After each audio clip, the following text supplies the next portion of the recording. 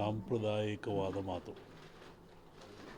ಎಲ್ಲ ಧರ್ಮಗಳು ಇದ್ದಾವೆ, ಎಲ್ಲ ಸಮಾಜಗಳು ಇದ್ದಾವೆ, ಎಲ್ಲ ವರ್ಗದವರು ದೈವದವರು ಈ ಭೂಮಿಯಲ್ಲಿ ವಾಸ ಮಾಡ್ತಾ ಇದ್ದಾರೆ.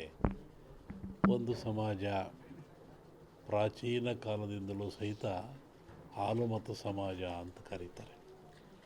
ಹಾಲುಮತ ಸಮಾಜ ಅಂದರೆ ಅವರು ಅಡವಿಯಲ್ಲಿದ್ದು ಕುರಿಗಳನ್ನು ಸಾಕಿಕೊಂಡು ಕುರಿಯ ಇಕ್ಕೆಯಲ್ಲಿ ಲಿಂಗವನ್ನು ಕಂಡು ದೈವಾರಾಧನೆ ಮಾಡಿಕೊಂಡು ಬಂದಂಥ ಒಂದು ಸಮಾಜ.